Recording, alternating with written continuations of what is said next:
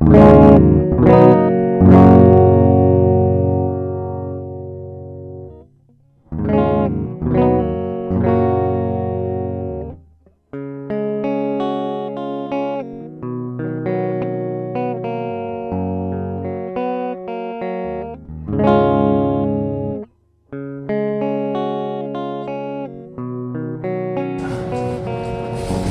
it's really heavy.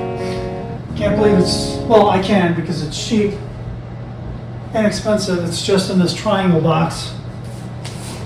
This was labeled at Amazon as an open box, which is why I saved so much money even on a very inexpensive guitar. So in the first place, I'm just curious to see what a guitar would look like at this price range, but also since it's an open box, you know, I might be getting the worst of a bad situation.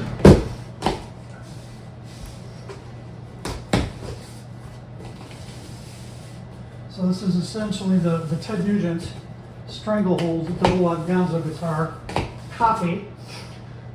I don't have between $11,000 to $160,000 to spend on an actual Gibson Bryland. It appears to have come in pretty good shape.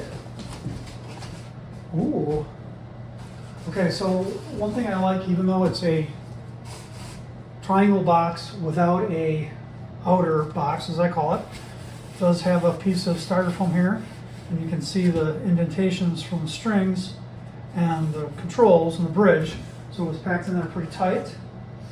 You can see that the triangle box had cushion at the bottom and on the sides and at the top, the neck position. So I'm going to go ahead and save this because I might use it to ship a guitar in the future. It's pretty good. We've got the cheesecloth here. Just go ahead and pull that open. Interesting to see that on an open box. Wow, this is pretty. Now the other thing that's interesting about this particular guitar is the neck scale. Some say it's why Ted Nugent was able to fly so well on particularly Stranglehold. This will have the shortest neck scale of any guitar I've ever owned. It's shorter than the neck scale of a Les Paul and actually pretty close to the scale length of a child's learner guitar or a travel guitar. So if I remember, I'll do the comparisons in the description. Let me turn on the light panel here. If that works. There we go. Let there be light.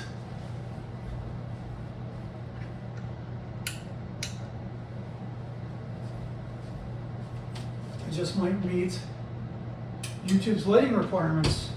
A key light, a secondary light, and a backlight. Okay. So we have what appears to be a completely hollow guitar. There's just a little bridge or a little, I don't know what you would call it, plates where the pickups are screwed in and the bridge is screwed in. But the rest of it is hollow. God, it's a beautiful looking guitar on first inspection. I mean, it really is. Destiny CNC wound pickups. Curious to see what those sound like. A surprisingly good job of dressing the cables in the F-holes, better than on the Garrote, and actually on an Epiphone I owned where they were just hanging out there. Fairly decent looking machine tuners. Okay, obviously this thing's not going to be in tune, but let's grab a tuner and see what it's like just acoustically. I gotta say, it looks shockingly good. Do a flyover here. Oh yeah, baby.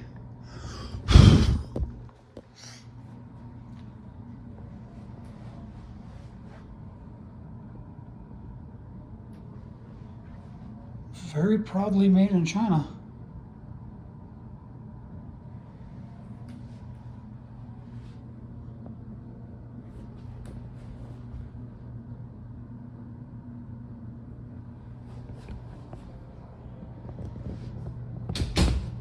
grab a tuner and pick.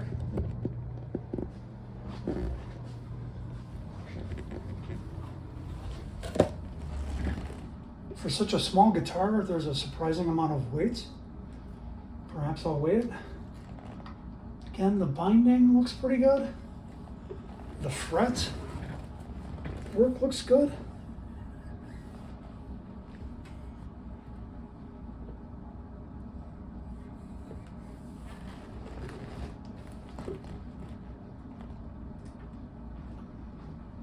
All right.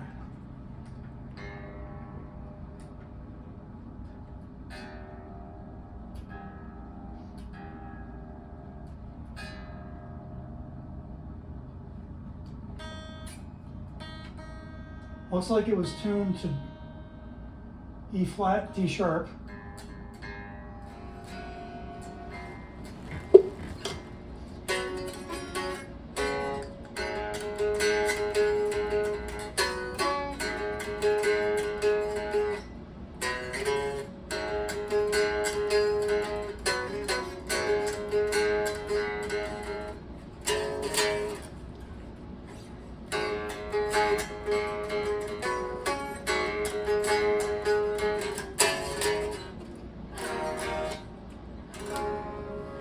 Pickguard is multiply?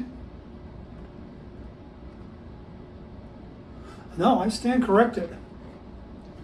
It has a center block down the whole thing. It is not completely hollow. I can see from this F-hole that, like a semi-hollow, it's got a big full block down the center, which is why it's so heavy. The bridge is interesting to me. I've never had this kind of bridge before, so it'll be interesting to see how stable it is. The action is just about right.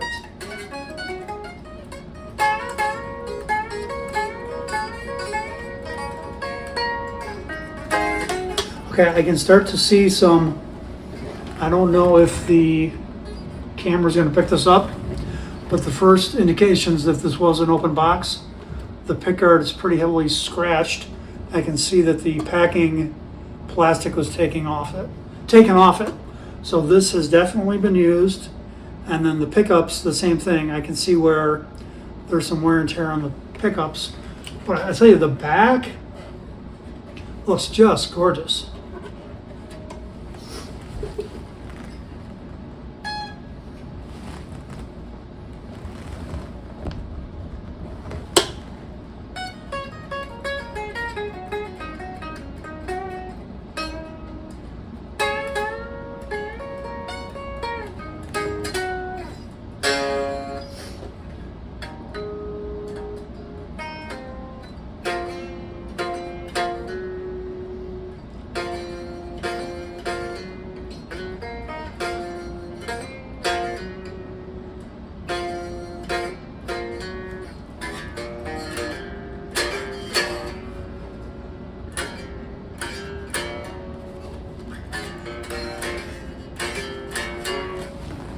Purpose here is not to see what it sounds like acoustically, but I kind of like it.